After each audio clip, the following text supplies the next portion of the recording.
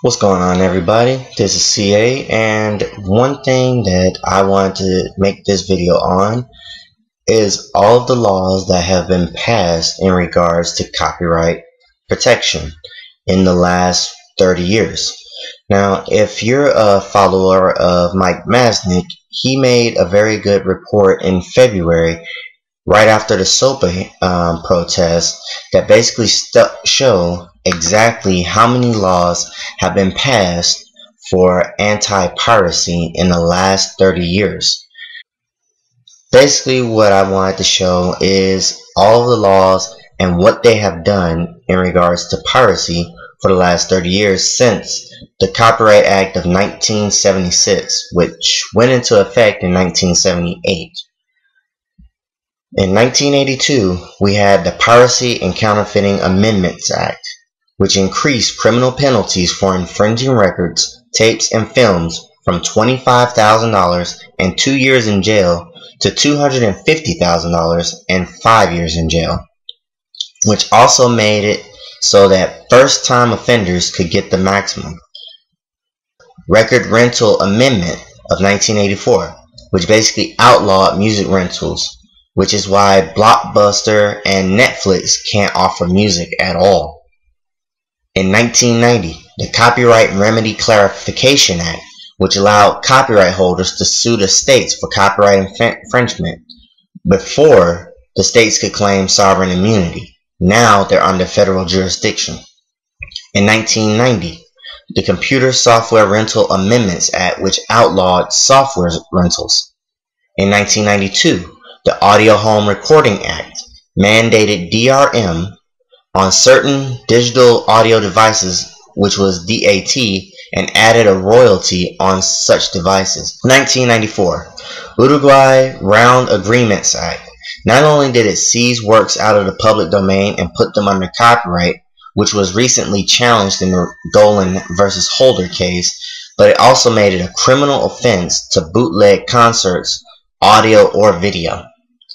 In 1995, the Digital Performance Right in Sound Recordings Act created a new performance right for copyright holders concerning digital performances. This is a big fight right now because of Eminem or Chuck D fighting between the difference between a license and a recording work for hire, which gets higher royalties.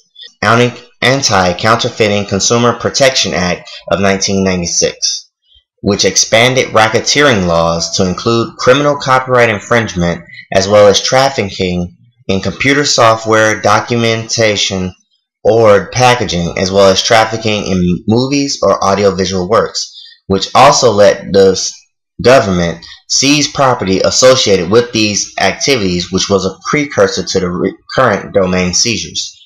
In 1997, the No Electronic Theft Act decreased the threshold for what counts as criminal infringement, such as taking out the monetary profit requirement. In 1998, we had the Sonny Bono Copyright Term Extension Act, or the Mickey Mouse Act, which everyone should already know, which expanded copyright terms by 20 years. In 1998, we were given the DMCA, the Digital Millennium Copyright Act, which most people know, but it created anti-circumvention rules and the notice and takedown system for online infringement. In 1999, there was the Digital Theft Deterrence and Copyright Damages Improvement Act, which massively increased statutory damages for infringement. In 2004, Intellectual Property Protection and Courts Amendments Act was set up with penalties for civil and criminal for counterfeit labels, documentation, and packaging in association with copyrighted goods.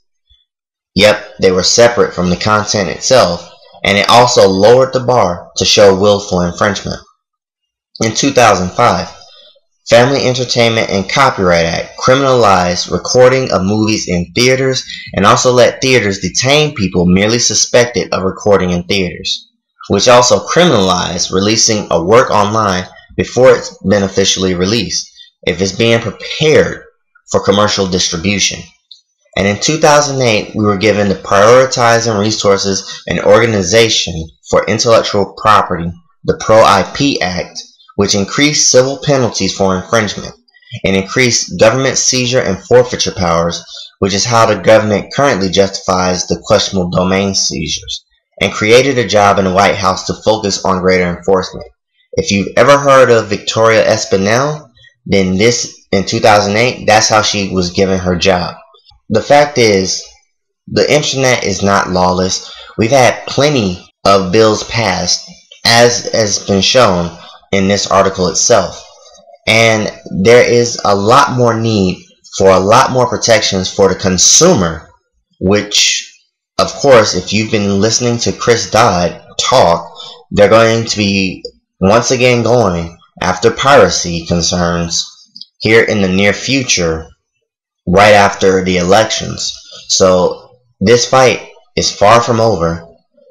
Nobody needs any new bills, and from the looks of it, it's going to be waking up a lot of people to the fact that our politicians will have a much larger fight on their hands, along with the consumers themselves, in keeping these pro-IP, these pro-crony capitalist legislations from seeing the light of day. But of course, there's plenty more where this came from. Let's just pray that after Fascispa, we have a lot more bills that are just negotiated a lot better. But that's all I have for now. This is what I wanted to say in regards to SOPA and PIPA. It's far from over, and basically we just need more people to sit down and look into these issues. Take care. See you next time.